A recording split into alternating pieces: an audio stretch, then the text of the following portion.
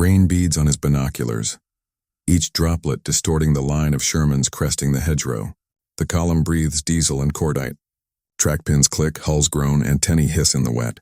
On a Normandy ridge, a German staff officer kneels in the mud and starts to count.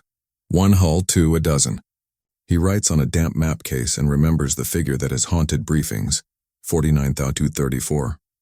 This, he realizes, is only a thread in a loom that stretches from blast furnaces to beaches. He knows what a tiger can do. An 88 will take a Sherman apart like a fist through paper. The sight picture shrinks, the trigger breaks, and 1 life, 1 tank disappears. But factories do not flinch. Presses cycle, welders stitch, cranes swing, ships lift, trains roll, depots sign and stamp and send.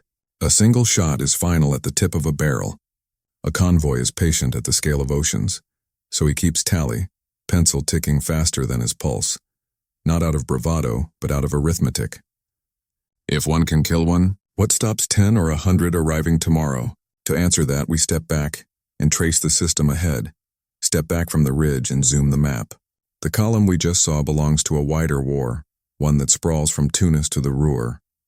Between 1942 and 1945, armored battles move in seasons, Tunisia and Sicily, the long spine of Italy, Normandy's bocage, the Ardennes snow, the push into Germany.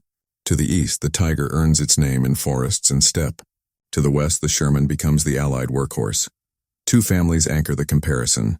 The M4 Sherman, M4, M4A1, M4A3 diesel and gasoline, 75 and 76 mm guns, British Firefly conversions, was designed for reliable mass and easy upkeep. Its opponent at the top end, Panzerkampfwagen 6, Tiger Thurn, and later Tiger de Seine, was engineered for shock.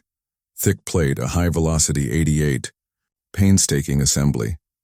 Opposing them are organizations as different as the tanks themselves. U.S. and British armored divisions, separate battalions, Commonwealth brigades, tied into artillery. Engineers, air power, and a river of supply.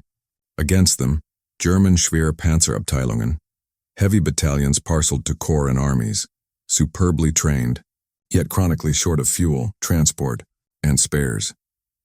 This matters because the Sherman was never just a single turret on a battlefield. It lived inside ports and railheads, in red ballparks and ordnance depots, in training pipelines producing drivers, gunners, and mechanics. Duels make headlines. Logistics choose campaigns. We move from silhouettes to the machinery that sustains them. In the next beat, we test that claim. Not gun versus armor, but system versus predator, tempo versus spectacle. We promise to test the claim, not gun versus armor, but system versus predator, tempo versus spectacle. The thesis: in modern industrial war, victory flows less from peak lethality at the point of contact than from standardized mass, reliable upkeep, and assured resupply. Tigers could make ground lethal. Shermans, embedded in a global network of factories, ports, railheads, depots, and training schools, turned lethality into inevitability. An apex predator dominates a clearing. An ecosystem endures the seasons. The Sherman was designed to be maintained in the field, swapped, recovered, and repaired, with parts that fit, manuals that matched, and doctrine that assumed mistakes would be made and fixed at speed. Multiple plants could build it. Mechanics could strip and refit it. Units could rotate crews into familiar controls. The result was tempo, the ability to show up today, absorb losses, and still show up tomorrow. The Tiger was extraordinary at contact, but it lived precariously. Scarce spares, heavy components, delicate logistics, fuel limits, and roads and bridges that argued with its weight. Excellence at the tip met brittleness in the tail. Local overmatch met theater constraints. This is not romance for mediocrity. It is an argument about systems. Survivability as reliability, repairability, and replaceability. Lethality as combined arms rather than single dual drama. To see what that looks like inside a turret at dawn, we narrow the lens to one crew, so we narrow the lens to a hedgerow dawn. One crew, 5 men, and a machine designed to be kept alive. On the glasses, someone drags chalk in a looping hand, a name that wipes white against rain-dark olive. The loader checks wet stowage, palms the latches, feels the slosh that promises seconds when fire should have found them. The driver kneels in mud, scrounged track shoes stacked beside him, swapping a chewed pad and tapping the pins home. Beneath the bow, the maintenance sergeant signs an ordnance tag on a newly swapped final drive. Initials braced against the hull's vibration, as the engine idles rough and then smooths to a steady thrum. The smells mix: coffee burned thin, canvas damp, gear oil, crushed nettles. Voices stay low out here. The gunner murmurs ranges he's memorized. 5 men check straps, radios, periscopes. And then the ritual of a last cigarette that goes out in the drizzle. They know the Tiger's gift, a single shot that can take the breath out of a field. They also know their own bargain. If this hull is holed, a wrecker can haul it. If the gearbox seizes, another waits in a crate. If the crew is scattered, replacements will arrive with familiar manuals and familiar levers. Individual courage at contact. Institutional assurance in depth. A hand slaps the hull twice and the column noses toward St. Lo, tracks biting the wet lane. To understand why that sergeant could sign with confidence, we step back, from the orchard to the factory floor and the ocean beyond. Begin at the factory floor that made the sergeant's signature meaningful. The M4 was not a boutique build. It was a choreography across American industry. Chrysler's Detroit Arsenal tank plant stamped hulls beside Fisher body lines. Pressed steel car, Alco, Baldwin, and Lima locomotive turned out variants that still spoke a common language. Standardized drawings and gauged jigs made subassemblies swap without a file. Bogies, final drives, transmissions, turrets, radios, looms. The purpose was not perfection. It was interchangeability at scale. The War Production Board leveled steel and rubber, while the Ordnance Department set configurations that favored reliability and time online. Differences between models existed: engines, gun mounts, turret types. But interface points were common, manuals consistent, part numbers unified. Training schools produced ordnance soldiers who could diagnose by the book, supported by recovery vehicles and wreckers that made repair a plan, not a hope. A broken Sherman was not an orphan. It was a candidate for a known procedure. Factories alone solve nothing if the ocean breaks the thread. Liberty ships lifted hulls, engines, and palletized spares. Convoys carried kits packaged to be issued in predictable blocks. Landing ship. Tank vessels rolled steel straight onto beaches when ports were wrecked. When ports reopened, cranes and yards multiplied throughput. Railheads took over inland. Depots stacked float stocks, base, intermediate, forward, so units could exchange a transmission as easily as drawing rations. Throughput mattered as much as totals. Production cadence was synchronized with shipping cycles and theater maintenance windows, turning supply into tempo. Turnaround was measured in days and weeks, not seasons. Cannibalization was a method of last resort, not doctrine. Because parts fit and paperwork matched, units could plan, not plead. The pipeline carried predictability. On the other side, heavy German battalions lived with artisanal bottlenecks. Tiger components often demanded hand-fitting. Gearbox swaps consumed scarce cranes and time. Specialized railcars moved what roads and bridges could not. Spares were limited, fuel tighter, and field workshops became machine shops improvising against tolerance stacks. Readiness suffered. On strength and in service were different numbers. So single-shot lethality met the metronome of delivery. From press to pier to platoon, the system kept a beat men could trust again and again across fronts. Next, we set abundance against shortage at the fuel dump and the parts bin. At the fuel dump and the parts bin, abundance looks ordinary. Drums stacked like hay bales. Crates stenciled with part numbers. Mechanics who know which drawer holds the seal for a gearbox. Allied formations carry their own float stocks. Packaged spares and kits that travel with the unit, not buried in paperwork. When a final drive fails, a replacement is lifted, bolted, and logged. The old unit goes back to a depot to be rebuilt and recirculated. Scarcity feels dramatic because it is. In German heavy battalions, crates arrive irregularly, if at all. Wooden boxes hold the wrong gasket or nothing, or a note to cannibalize. Tigers eat transport space that fuel convoys also need. Bridges creak under weight. Flat cars are scarce. Cranes are promised, but late. Workshops become machine shops. Hand-fitting parts meant to be exact. Mechanics are artists, and artistry takes time the front will not give. Abundance is dull. That is its strength. Fuel tickets match allocations. Drivers refuel without bargaining. Ordnance soldiers work from shared manuals, common interfaces, predictable timelines. When a battalion moves, its parts bins move too. Hours matter, not weeks. The worst day is a plan, not a crisis. Scarcity multiplies itself. Synthetic fuel runs 1 week and smoke the next when plants are bombed. A gearbox grounded by a missing bearing grounds a platoon waiting on the tank's gun. Cannibalization saves today, kills tomorrow. Full bins versus empty crates, that is the contrast beneath every duel. Shermans show up because factories and depots travel with them. Tigers arrive like thunder, then wait for the weather to clear. Now pull the camera back into a turret and ask what that rhythm does to people. Full bins and empty crates aren't abstractions to the men under armor. They are heart rates and choices. Inside a turret, abundance has a sound. The starter's whine that catches. The rhythmic clack of the turret traverse. A spare headset pulled from a pouch because the last one crackled. For Sherman crews, mass becomes grace time. A vehicle that is hit can be recovered tonight and back in a few days. Or the crew can be assigned a fresh hull with the same controls and manuals. The paperwork is thin. The familiarity is thick. After-action narratives describe men who bail out shaken the hedgerow, then climb into another M4 by the weekend. That means more chances to come home and more rotations back into the line. Survivability improves with wet stowage and better ammunition handling, analysts noted. But the bill is cumulative. Repeated exposure, repeated grief, the erosion of luck. For Tiger crews, skill is abundant. Spares are not. Breakdowns turn tacticians into sentries guarding an immobilized masterpiece. Diaries and unit logs speak of days waiting on a sprocket, or fuel allotment while artillery tests the tree line. A heavy tank that cannot move becomes a landmark. First for friendly cranes, then for enemy observers. Crews who might win a duel face the quieter terror of demolition charges and withdrawal fires to deny a hull they cannot save. Fatigue compounds, as each move requires a map of bridges, roadbeds, and tow capacity. Spreadsheet assurance versus the heat and noise inside steel. That is the human hinge of logistics. The system buys hours, days, second chances. The front consumes them.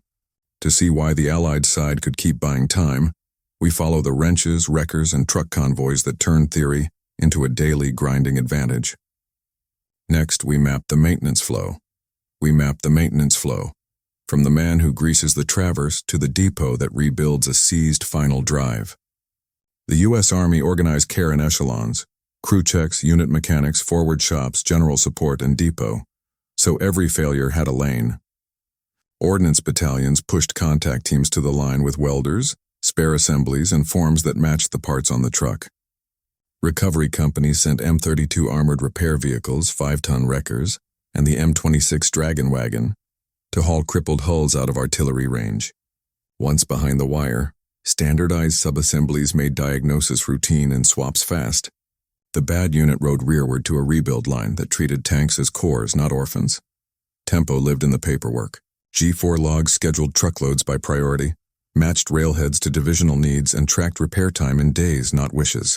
British operational research sections and U.S. ordnance bulletins compared readiness before and after campaigns, and found that predictable spares and recovery capacity shortened repair cycles and widened commanders' options.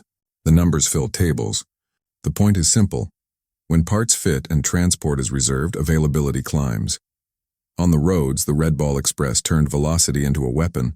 Priority routes, blackout convoys, way stations, and maintenance halts kept fuel, ammunition, and package spares moving, even when ports shifted and bridges broke. Drivers ran a loop. Dispatchers enforced the rhythm. Mechanics replaced an axle at midnight, so a battalion could move at dawn. The glamour was elsewhere. The decision was here, in timetables and grease. Doctrine reinforced logistics. Combined arms put artillery, engineers, and tactical air between the Sherman and the enemy's best gunners. Time on target shoots blinded ambushes. Smoke-screened crossings. Bulldozers cut lanes through hedgerows. Fighter bombers interdicted choke points.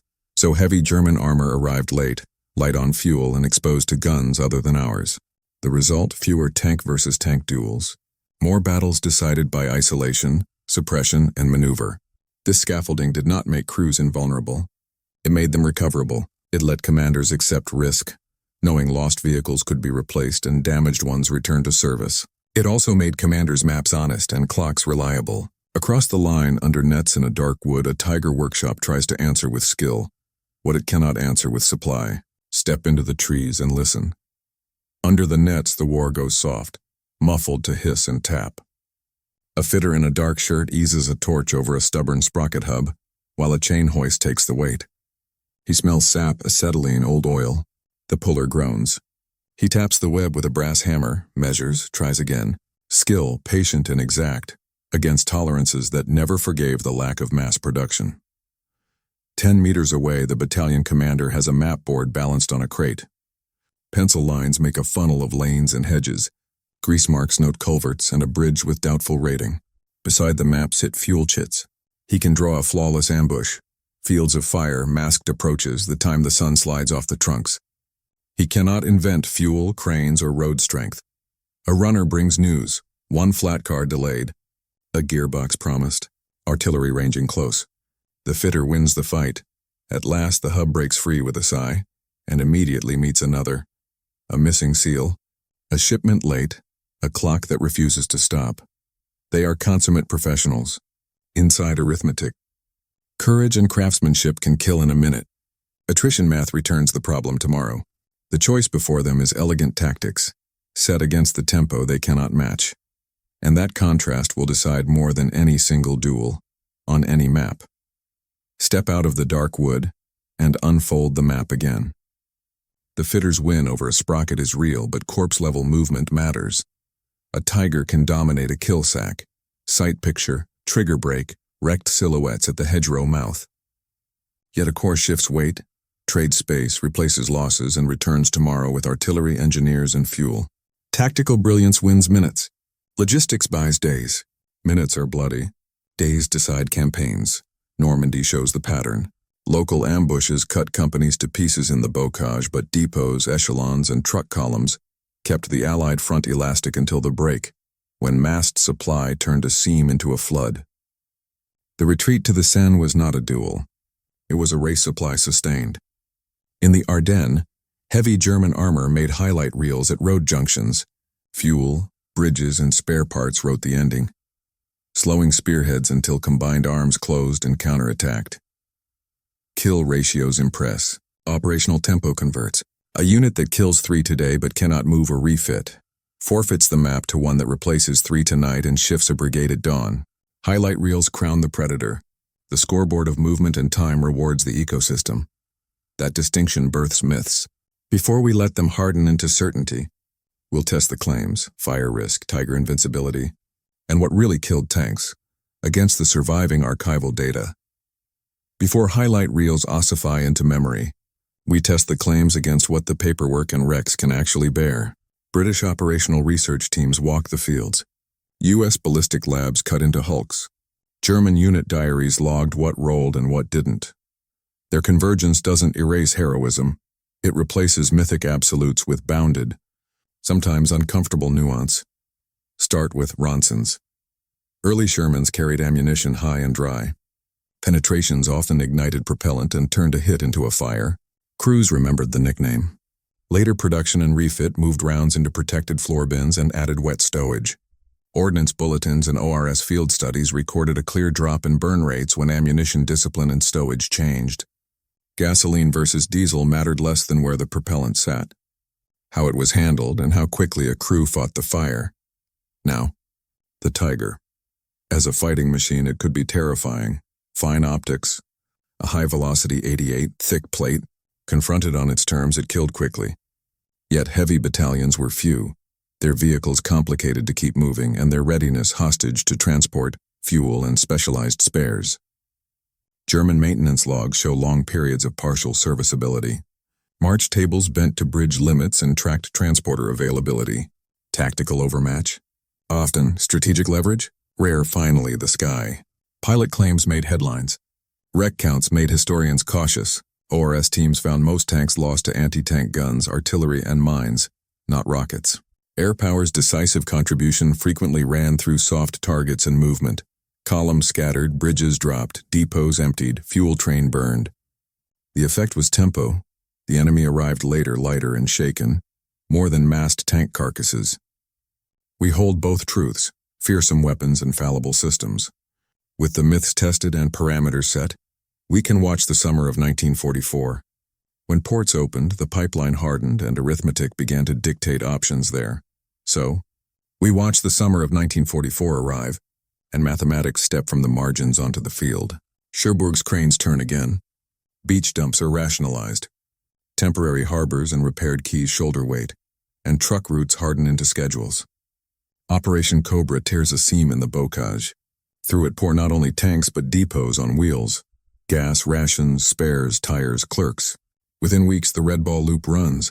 Ordnance logs read like timetables, not weather. German staffs feel the turn. Situation reports slide from weapons to fuel, from enemy tanks to bridges and rail cars. Spears notes wrestle with oil and bomb damage. Synthetic plants and rail nodes make production a promise without delivery.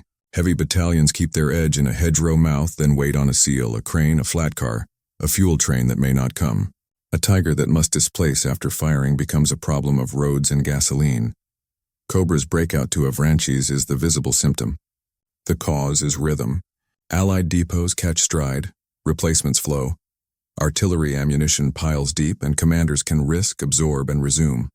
Kill ratios glitter, operational tempo decides.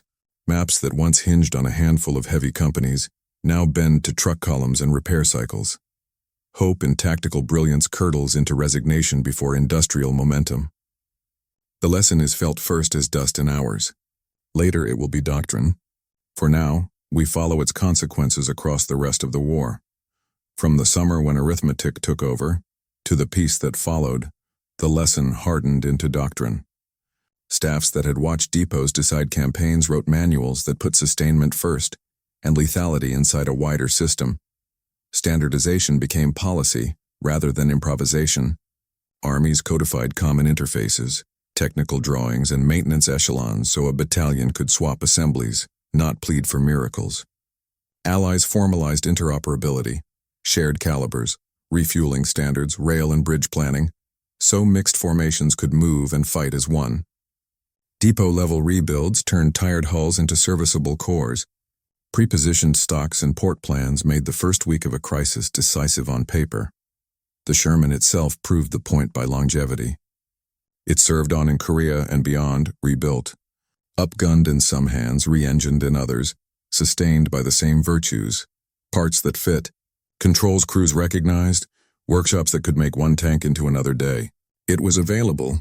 Nations far from Detroit learned that good enough plus logistics beats brilliant but brittle, year after year.